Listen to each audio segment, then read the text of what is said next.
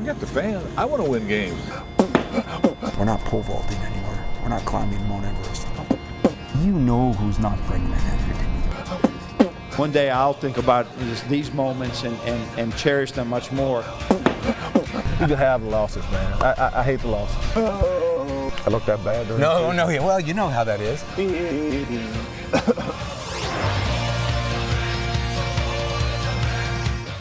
Good evening, everyone, and welcome to the Four Seasons. I'm Bernie Smilovitz, and in the next hour, you're going to hear from the head coaches and the people that make the Michigan sports scene a happening place. And right now, that happening place, Michigan and Michigan State in the NCAA tournament. So let's start things off with Tom Izzo. We spoke with him yesterday on the court at the Breslin Center in East Lansing. It is over in Auburn Hills. Michigan State advances. What do you like this week? Because I always think you're like a madman in a laboratory and a mad scientist. And I think all coaches are at this time of year, but you know what I like this week is you just get everybody so involved, you know. There's just so many things I like about March Madness, and when you get into that Sweet 16 and less, two things happen. There's only 16 teams playing, and when today we practice, those drapes will be open because you're practicing when it's still light out, and that means you're moving on in the tournament. yeah, it feels good, I'll bet, at that point. Saturday, you win, and the next thing I see you is getting in a cop car going on a recruiting trip. So it's like, what did you enjoy that for like 6 minutes, and then you were gone? I wasn't even that long. I spent most of that time with you guys in the room. I just ran from there. You know, once in a while, you know, recruiting, and it's high school tournaments, and you got to do that. I'm sure other coaches did the same thing, but it was a little harder because you're in your home state, and you'd like to go back to your house, and you got an afternoon game and spend it. But trust me, I spent it in a good way. Love's going over that right side. Oh, yeah! Nice, unselfish. Oh, wow! How about that? You feel like you can beat Duke. I do. You feel like you really do. And, yeah. and you know, I've gone into years where I've felt differently. They're scary because of the explosiveness offensively. That was a big shot. We're playing, you know, 3.5 hours from home. Come on. We couldn't write a better script. Unfortunately, the characters that are coming in, meaning Duke, are, you know, everybody knows they could have, should have been a 1 seed. So they are one of the best teams in the country. Do you ever worry about a kid snapping or the pressure of the moment in a kid? I mean, this is really big stuff. Yeah, that's why we play in aircraft carriers. That's why we do those things. You know, as crazy as it sounds, you try to prepare. We played in Madison Square Garden against Duke. You know, that's why we do what we do, so that this, instead of seeming monstrous, it's another big step. But it's not we're not pole vaulting anymore. We're not climbing Mount Everest. That's a sardonic laugh if I've ever seen one. What's the secret of the NCAAs for you? Is it a different level you go to? Is it a different mindset? Is it a different Tom Izzo completely from the regular season? I don't think it's completely different, but I will say this: in the NCAA time, when you're in one and done, I mean, that is different than the regular season. You know, the Big Ten tournament has added that a little bit. It gives you just a little bit of an understanding of what it's like. But for the most part, that thought of convincing your team that you should beat a seed that's a 12 or 14 seed, you should beat them. Yeah. You got to tell them that. You got to be honest with them, and then trying to tell them you can beat a 1 or 2 seed. You can beat them. So you're in 1 week. You're speaking out of both sides of your mouth, and that's what's cool about it. Is the challenge is, and that's why for me it's, you know, bring back the former players or have them call my guys that have been through it, because players to players, it means a little bit more. That's all part of the fun of this week. God, I thought your face was priceless on Saturday when your players start snapping towels each other in the huddle, and your face is like, what? What? Well, it was, I got to admit, it caught me by surprise because it was just something so childish. I mean, one arguing with the other one on the ball screen. But then again, you know, not to make fun of it, because I'm really not, even though there was nothing to it. I love when guys have enough passion that it bothers them if somebody isn't doing something right. And Derek Nix. Oh, look at this. Now you got to curb that. You got to handle it. But you know what? At least I knew it meant something. I'll tell you that. And so I looked up. You're right. I shook my head. I just put my head back down, started writing. I knew there was nothing behind the scenes.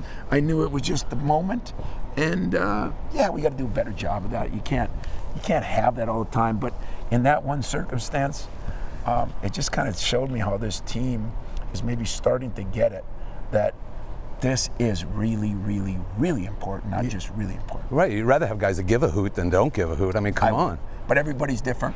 High standards, high demands. What is this like for you? What is this, the feeling? You haven't won it all since, and that bothers you a little bit, doesn't it? It bothers me a lot. Yeah. In 13 years. And you've been back a lot, you know? Yeah, we've been back 4 other times, and so you start hearing that. You've been to 5 or 6 Elite Eights, and okay, now you can get back in that range. Why can't you move forward? Well, there's other teams that are there too, and there's a good one we're playing this weekend. But what it does is it just it solidifies all the work you do, because now when you look back and you start saying 11 out of 16 years we've been in the Sweet 16 or better, you're getting yourself in more rare air, and it kind of drives you, and it kind of keeps you going to think, yeah, you know what, the sleepless nights or the recruiting trips or the meetings with players, hey, you know what, there's a reward for that.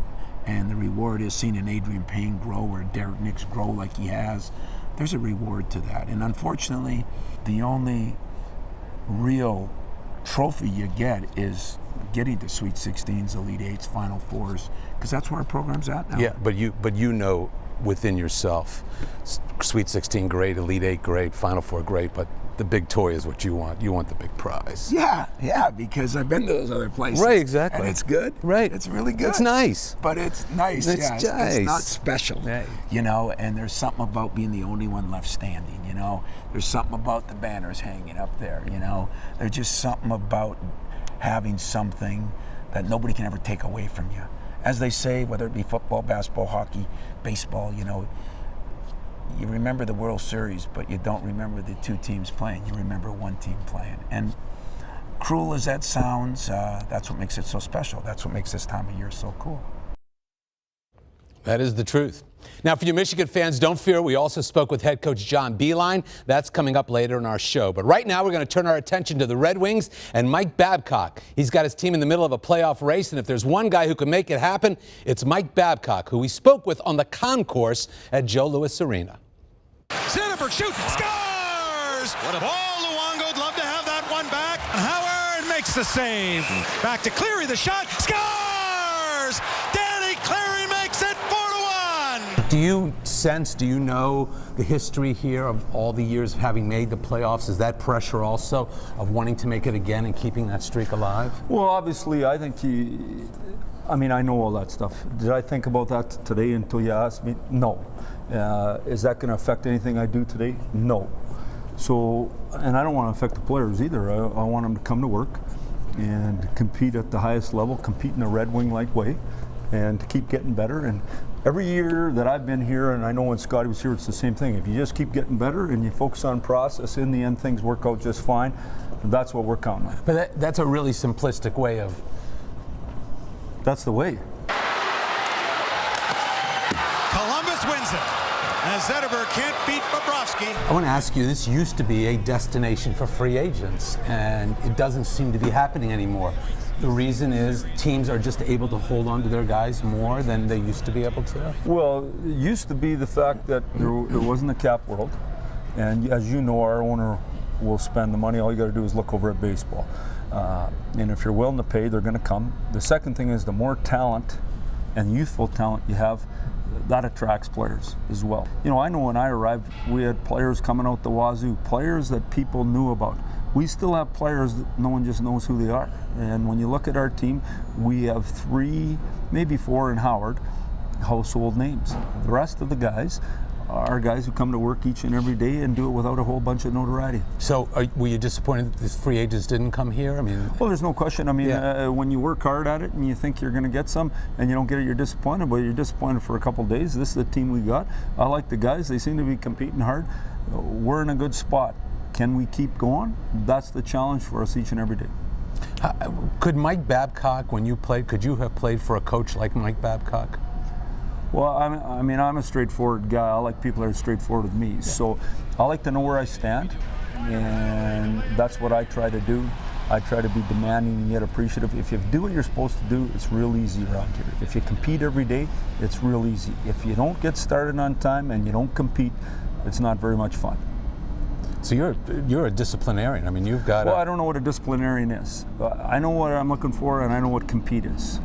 And in every walk of life, you got people that come to work and they're fired up about their job and they're energized and they do it with passion each and every day. And their boss doesn't even know what they do; they just do it.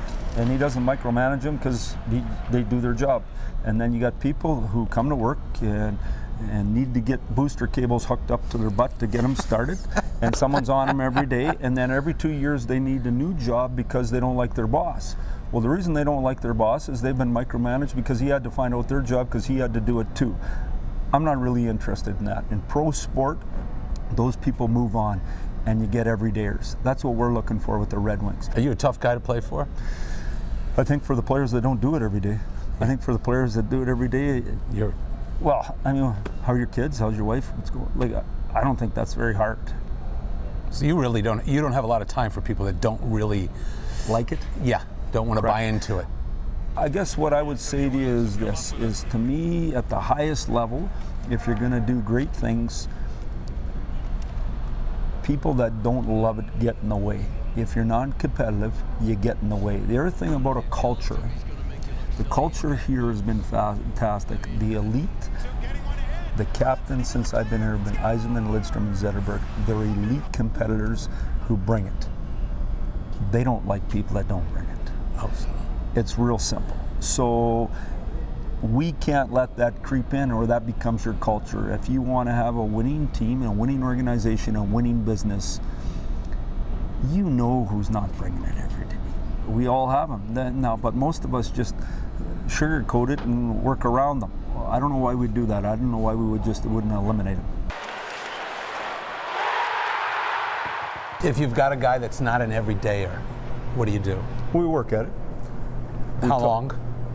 Oh, long. Sometimes contracts are long.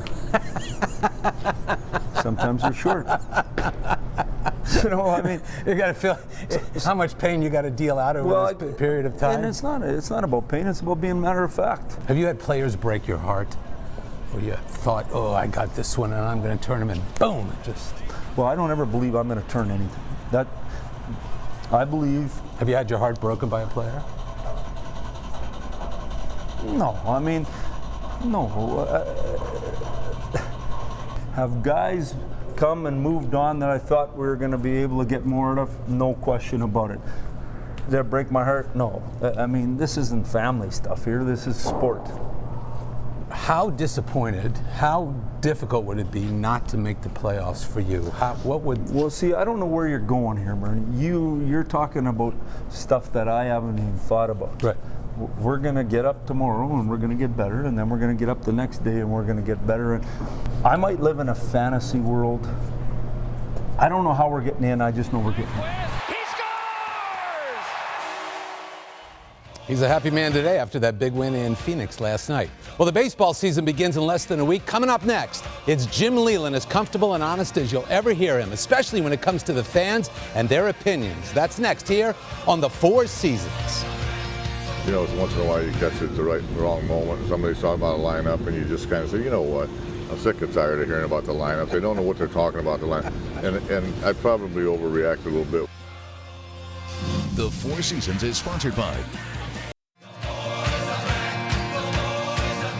All right, welcome back. Jim Leyland knows he's got a terrific baseball team. He also knows that last year, for the first time, he wasn't thrilled with the way Tiger fans were questioning his moves. But Leyland fought back and now says he has a love-love relationship with the public, not love-hate. Might be the best in the game. A tremendous job. Jim Leyland making the play down there. And he drives this one to right center field. That's down, a base hit. No, you don't mind criticism. You just don't like viciousness. You know, I mean, I'm a big boy. I mean, if you got a team that's supposed to do good and they're not doing good, that's what our job and that's what our business is all about. We know that. So I don't really pay much attention to that, to be honest with you. I just try to stay at the task at hand, get the job done, And I think it's been pretty good since I've been here. But you did battle back against them a little last year during the season. Well, I said something about the lineups, and I was probably wrong about that. I probably was a little offensive to them, but once in a while you catch it at the wrong moment, and somebody's talking about a lineup, and you just kind of say, you know what? I'm sick and tired of hearing about the lineup. They don't know what they're talking about the lineup, and I probably overreacted a little bit, which is a little bit unfair. The manager of Detroit, what a career he's had as a major league manager. I've always said I manage for the fans. I don't manage with them. But when you're going through all of that, I mean, the talk of you being fired was endless. I mean, it was hour by hour by hour. So obviously you heard it. You knew it was coming. It has to do something to a human psyche. I didn't hear it, but I didn't hear it firsthand because I don't listen to it. But I hear it secondhand because my brothers and everybody else tells me how bad they're on me. And we're well aware of that stuff. Anybody says they don't read the paper. I read the paper every day. I don't particularly listen to talk shows. I don't really stay away from them intentionally, but I just don't really have the time to listen to them. But we're all aware of that. We know what this is all about. We're big boys. One of the things that Jim also preaches to his club is nothing is for granted. You have that bullseye on your back. You have to tamp down expectations, or you're going to have to water this down a little, because the city is high as a kite, waiting for the season I don't want to water down any fans' expectations, because I think that's really healthy. I think it's healthy for a community that has struggled some with the economy and everything. I think that's really healthy, and I think that makes people forget about problems sometimes. But I have to remind my players behind closed doors that rather than get caught up in the expectations, get caught up in the process that it's going to take for us to achieve those expectations. And that's what I've talked to them about. And I saw something about that in Terry Francona's book, and I thought it was really good.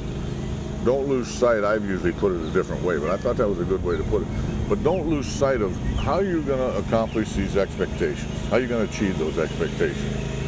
It's going to be by hard work, hitting the cutoff man, getting the bunt down. It's going to be by performance. So don't get caught up in all the hoopla about that and get carried away with how good we are and all that, because that doesn't impress any other teams.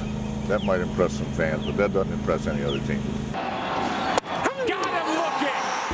Last year, after the season, you had a little press conference in your office. I don't know if I really call it stress, but I like that type of stuff. That keeps me going. I'm like a fart in a mitten sometimes. I bounce around. I got to go. I have never heard that in my life, and I think that is like one of the greatest sayings. Where did it come from? Where did you... My dad used that example, used that expression one time, and it just means you're bouncing all over the place. You don't really, it doesn't really settle anywhere. It kind of just bounces around a little bit. I guess this is a little crude to be talking about on TV. I don't want to get everybody mad at me before the season, but it's an innocent little thing, really. But once in a while, I guess you can bleep this stuff, can't you? Sure. I like this because another expression that the players laugh at all the time is when a guy pops one up. I'll tell him that's like an elephant high and it stinks, and so. You have little things that you learn over the years, and you just say them innocently. You're not trying to offend anybody. No, of course not. Jim Leyland. Don't forget John Beilein of Michigan coming up shortly. But first, it's Jim Schwartz of the Lions about life on the hot seat and how he's molding this team into a consistent contender. Good coaches, I think, can even it out. A team that's down, they can pick them up, and a team that's maybe riding a little too high, you can bring them down a notch. I think the best coaches have an ability to do that.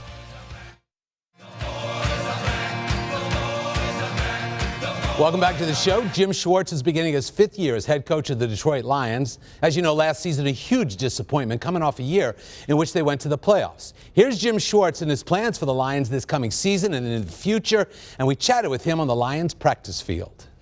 I know we want to get that taste out of our mouth with this drive right here, but this ain't the last drive of the game, okay? Let's be smart. Discipline was a big word that was brought up throughout the season. Did you learn anything about discipline, or more discipline may be needed for a team or individuals or that type of thing? We had a couple off the field situations, pretty much a calendar year ago. They were dealt with. One player is no longer here. The other one's paid penalties for it.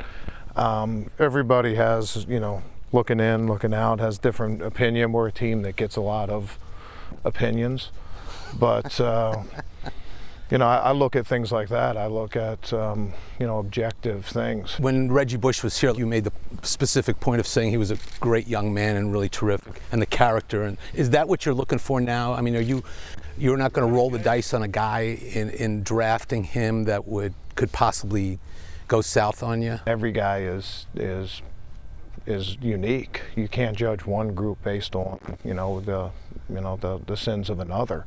Let's go score. Let's go. How you doing? Let you know in about 3.5 hours. And Hanson's kick in overtime is good. The Detroit Lions come back from a 10-point deficit. That pressure is always there 24 hours a day, even win or lose. You're under that gun. Oh, there's no question. Right. There's no question. I mean, you know, whether it's all and season, how do you feel whether that? it's a Do you feel that inside? Do you feel that emotionally? Do you feel that from a work standpoint, you've got to put more time in? Can you define it? You can't put any more time in. Every competitor feels it. You want to win. You want to be successful. Stop us, no matter how hard they throw. It's interesting seeing you in the off season. I mean, you look great. You look like you got sleep. You really like. I look that bad during the season? No. Yeah, well, you know how that is. I mean, it does, doesn't it? I mean, honestly. Well, it's 100 hours a week. Right. And but it takes over your life. I mean, it is your life. Well, it is. I mean, that's why we do it. We do it because we love it, and there's no time for anything else. And you know, even when you're sleeping during the season, you're never really sound asleep. Your mind's never off of the job and what goes on, and you never get that far from it in the off season. You have to go in that submarine in August, and and you just know you're in there until the season's over, and there's not time to do anything else. Tom Izzo's program synonymous with March success. Tom Izzo, who's sort of got that football mentality.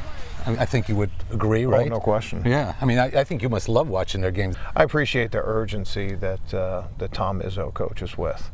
You know, even though they have in the neighborhood of 30 games or whatever it is, probably twice as many as ours, they're still, each one is urgent. He treats each one that same way. He treats every possession. There's not many times he's sitting on the bench with his legs crossed. Just watching. He's out there actively engaged, and I have a lot of respect for that. But all of you guys have that same intensity. I greatly admire the guys that can stand on the sideline and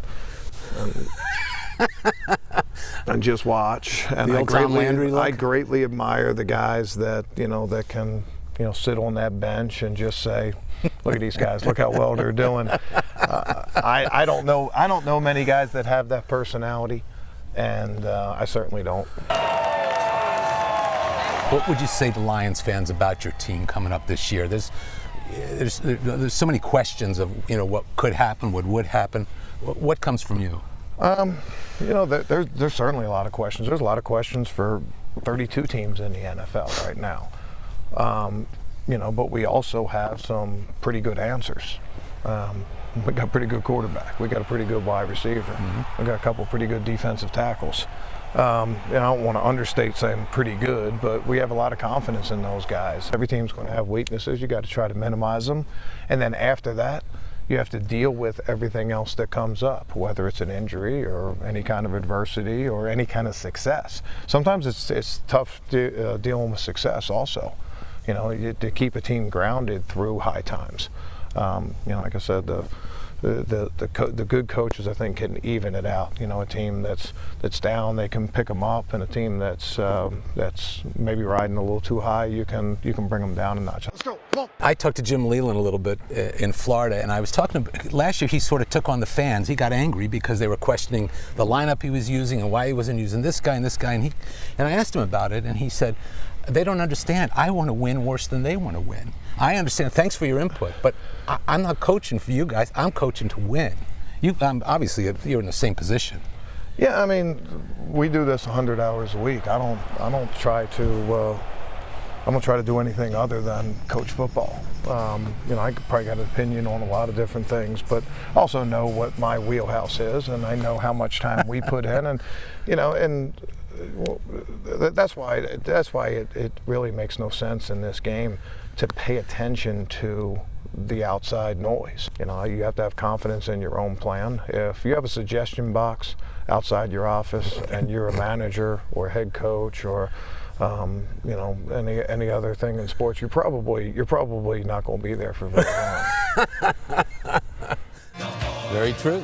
Still to come, John Beilein of Michigan on the NCAAs in the Sweet 16s. But first, he's the newest face of the Tigers, one of the more refreshing players you'll ever meet. Torrey Hunter is ready to perform, and he's next here on the Four Seasons. If I go out and I didn't even touch the World Series, I'm going to be pissed. Yeah. Can I say pissed? Yeah, you can say. Yeah. Upset. I'm going to be upset. Oh, I think you're going to be pissed. I don't think you're going to be upset.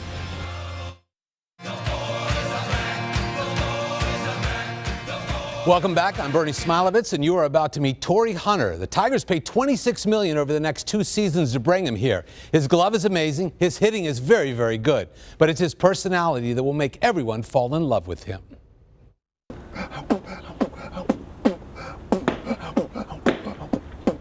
Oh, So if the baseball falls through, yeah, then I can you go got a gig. B-box. Yeah, I got a new B-box career. We'll see. To play and have all the accolades and beautiful trophies and everything you've had in your life and not have a championship. Man, I tell you what, man. I tell you like this. I do not want to be the Charles Barkley of baseball. Sorry, Charles. I want to be able to, I don't want the Gold Gloves, the Silver Slugger, all that stuff. That's all individual goal. As a team, the main goal, we're brainwashed to win the World Series, and that's what I want to do. And it's not complete until you win that. So if I go out and I didn't even touch the World Series, I'm going to be pissed. Yeah. Can I say pissed? Yeah, you can say. Yeah. Upset. I'm going to be upset. Oh, I think you're going to be pissed. I don't think you're going to be upset. Upset's every other day. Yeah, upset is every other day. Right. Pissed off is like really steamed. It's like the Tom and Jerry steam coming out of the cartoons. These are. When do you get down? When do you get bummed out? You always seem so positive, so out there. Well, I was so bummed out as a kid, man, and it's just growing up totally different than a lot of people, and I was bummed out a lot. Tell people your background. You had a difficult childhood. Yeah, man. It was a tough childhood coming up, and but at the where were you raised? I was raised in Pine Bluff, Arkansas, and my dad was on drugs. Our lights would be cut off and different things like that, and we didn't have food sometime, and the neighbors always took care of each other. If somebody needed some sugar or bread or different things like that, we took care of one another, and that's what our neighbors did, and we kind of just. It was just a rough upbringing. I slept on the floor, didn't have a bed, and so it was so tough when I was younger. And I told myself, you know what? I'm not gonna let this hold me back. I'm actually gonna use it as a motivation, and it molded me. It built muscle for me to go out there and have strength, to go out there and try to have a drive of, get my family out of poverty or get to the major leagues so I can help my family. I had a motivation and a push, and everything that I went through as a child that actually gave me muscle. And I'm thankful for what I went through because it made me the person I am today. Prince Fielder wants it. The Tigers are going to the World Series for the 11th time in franchise history. I'll give you a choice. World Series ring, no salary this year. If I can win a World Series ring and work hard for it, and next year no salary. If I can win a World Series ring and you guarantee me I can win a World Series ring, I will play for free. I just want that ring. I want that chance to jump up and down. And oh no, I'm going to get it off eBay for you. You're going to get it off eBay? Well, I don't want the one you just give to me. I want to earn it. That's what I'm saying. Is that what motivates you? The jumping up and down, the camaraderie? Just, you sit on the couch for so many years, and say if you was in the playoffs, and I was in the playoffs, and you see this team that you possibly could have beat, but they beat you, and then they go on to win the World Series, and you're like, what? You're sitting on the couch watching the White Sox and the Yankees and all these teams jumping up and down and celebrating at the end of the World Series and won the World Series, and you're on the couch like, man, I want to do that one day. I really need to do that one day. One of the good guys, Torrey Hunter. Another good guy coming up next. He's the head coach of Michigan, and they're in the Sweet 16s, and John Beilein is one happy man. He's next. So I'm really pleased that we were able to, play at home in front of a great crowd and get a W and now advance to the next round.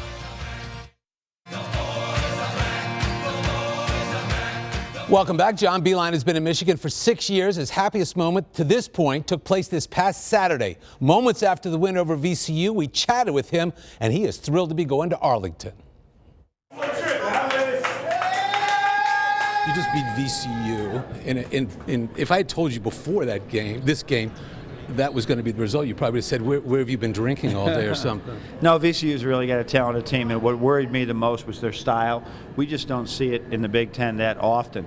And so as a result, getting ready for it in one day, I'm really pleased that we do it really all year long to make sure that we are ready for that situation. But it's simple stuff. It's just catching the ball and pivoting and reading your teammates. So really pleased we get the W. The Wolverines were ready, Vern. Let's get away from all that, though. Okay. You're going to the Sweet 16. Yeah, that's good. I mean, how cool is that? It's like unbelievable. No. You know, one of the things we saw when I first came to Michigan was we needed to improve facilities. We needed to improve recruiting, but it wasn't going to happen overnight. The other teams in the Big Ten aren't going away, so we had to make sure that we just tried to build this thing step by step to get to this point. Because you got to get to this point before you can get to the next point. You got to get the NCAAs before you could get to this point. So I'm really pleased that we were able to, play at home in front of a great crowd and get a W and now advance to the next round. But within yourself, there's got to be a tremendous amount of relief and satisfaction. You know what? I think one day I'll think about these moments and cherish them much more. But I've had so many good teams with so many good players, and we've been to the Sweet 16 twice before. So we'd like to just embrace this thing, and it feels good, but I feel better. I've been coaching a while. I've had these moments. I feel great for the university, President Coleman, everybody, who this basketball program turnaround has been painful at times. Right. And I think we're really heading in a positive direction. A lot of alums are proud. We're proud. I'm proud of our teammates. But for me, this is what I do for a living. But you're going like 1,000 miles an hour now. You just came off the court. When do you decompress a little bit? When do you sit back and go, or is it after the NCAA? No, here's when it happens. Okay. I usually have the best tasting cup of coffee ever the next morning. That coffee tastes better. Is that right? The newspaper reads better. Everything's better. So I know tomorrow I will have a great cup of coffee at some point and show a lot of gratitude for this W. In terms of building a team and building a program and everything, people just don't understand the amount of hours and what you've put into this. And then when you come here and now you're in the Sweet 16, I mean, this is glorious. Well, it's what, for some reason, Kathleen and I have always embraced these opportunities to try and rebuild programs. I probably wouldn't be as good a coach if I replaced some icon, that the program was already fixed. We really like fixing these things, so it is rewarding as far as that point. But my joy is in this team, is in these young men, and my assistant coaches and staff who have been terrific. So what are we doing the rest of the week? The rest of the week will be, I'll pour right into the preparation right away. But the big thing is the team is get them rest right now. Get them rest, get them in prep.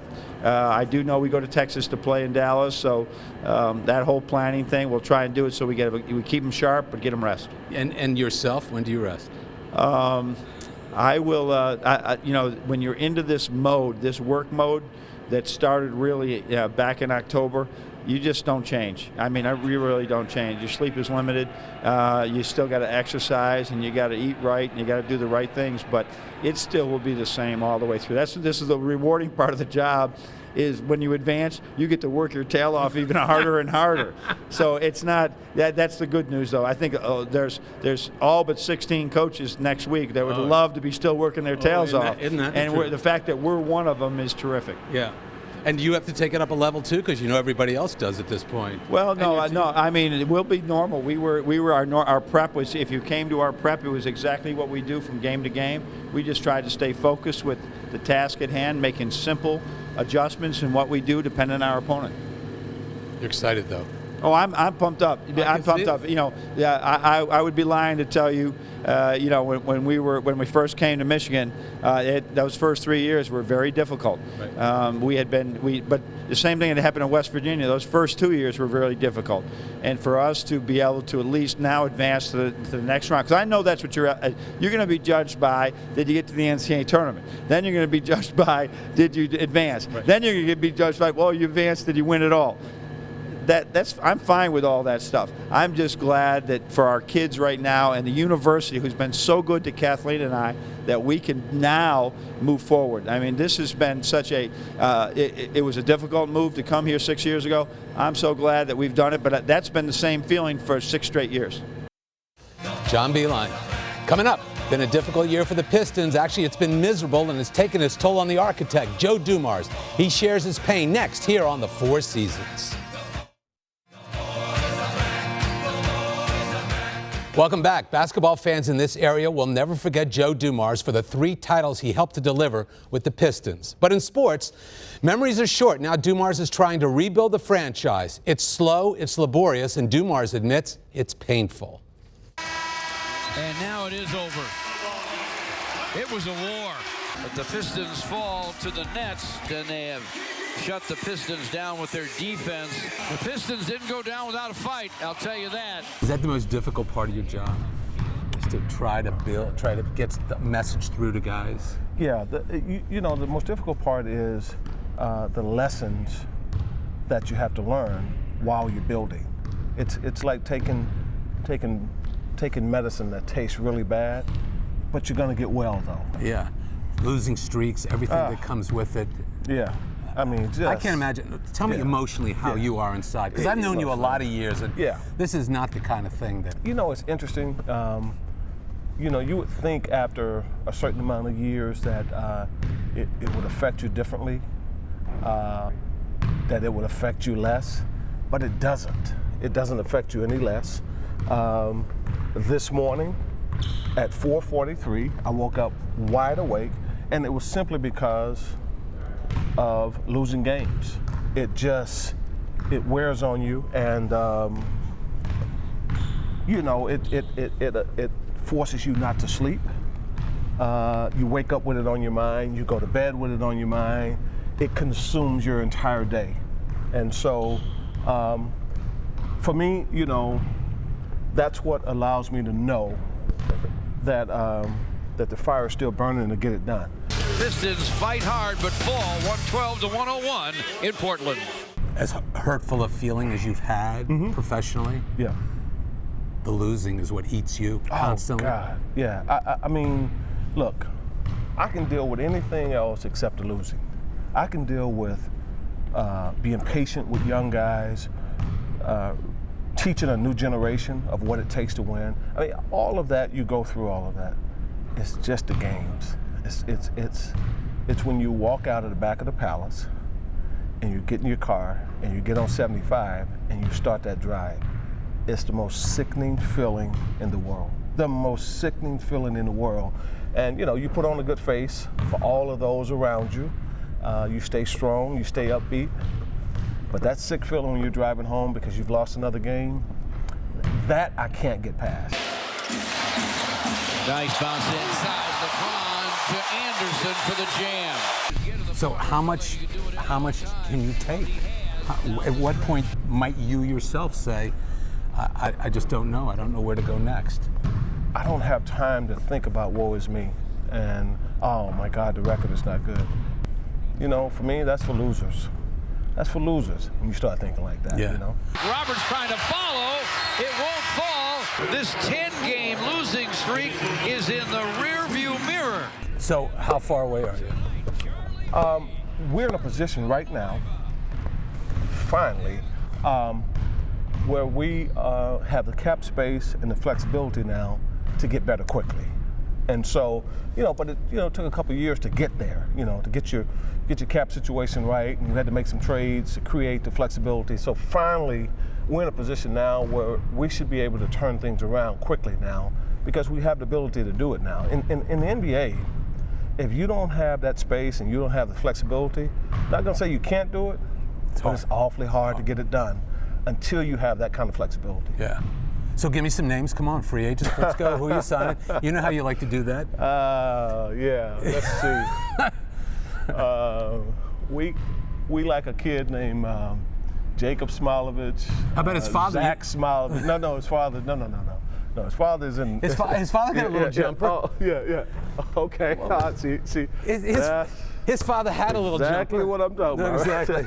So if you go and you get a couple of free agents and you make one or two terrific picks in the draft or so, whatever, are you a playoff team in the next year, 2 years? Well, that's if you that's stay exactly healthy? what we're going to gear for. I mean, that's That's make your no mistake target. about it. Yeah. I mean, look, we're going to come back and our whole focus is going to be, guys, you know, we got to get into the playoffs. But there's a lob inside for Hickson.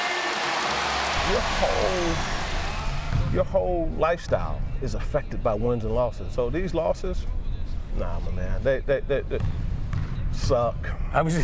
Suck. Suck. You can have it.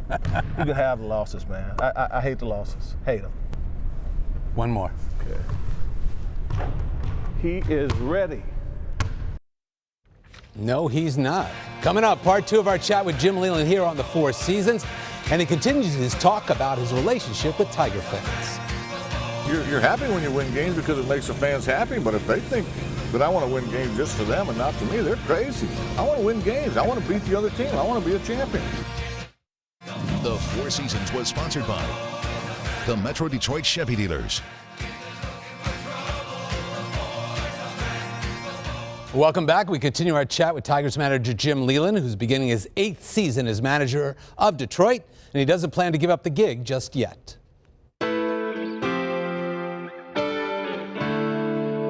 I really feel good about it. I love the players. I love the fans. I love the atmosphere at Comerica Park. I love what I'm doing. I like the 7th inning with the 2 guys on and the pressure of it. Right now, I'm really enjoying it. I don't know. I guess I don't want to go down that road too far just yet. But I don't really have any intentions of walking away from it right now, I can tell you. And I think the 6-year sabbatical that I had probably freshened me up. So I'm 68 now. You know I don't look too good, but I feel good. You know, I got energy.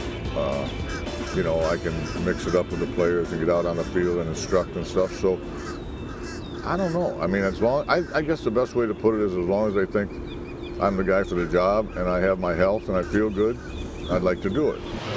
Jimmy Leyland's bunch brought to you. I'm going to manage this team to the best of my ability. I'm going to try to get the people in the right place. I'm going to try to win as many games as we can. For me, forget the fan. I want to win games. You know? And when I say that, it sounds selfish, but I want to win games. The coaches want to win games. Right. You know, it's not that you're happy when you win games because it makes the fans happy, but if they think that I want to win games just for them and not for me, they're crazy. I want to win games. I want to beat the other team. I want to be a champion. I mean, that's what I do. Isn't that why you're here? Yeah, absolutely. I mean, when that's gone, I don't want to be here. Jim Leyland on his way to the mound. You know, when this is all over, if you still got my health, if I still have my health, maybe, you know, do something with the commission on a small scale, or maybe even remain with the Tigers as some type of a advisor, or if they felt like I could contribute something, I'd like to do something. I mean, Mr. Illich is a pretty good guy to work for. So if I could do something, you know. You could warm up pizzas? Yeah, I mean, it was worthwhile, you know. I had a dream one time that I was serving pizzas, and that wasn't good because that was in the middle of last year. How about that? Jim Leyland serving pizzas in the middle of last year. That's our show for tonight. Thanks to everyone who helped put it together. Thanks to all the coaches for participating and walking. And thanks to all of you for watching. I'm Bernie Smilovitz. Have a great evening, everyone, and enjoy the ride.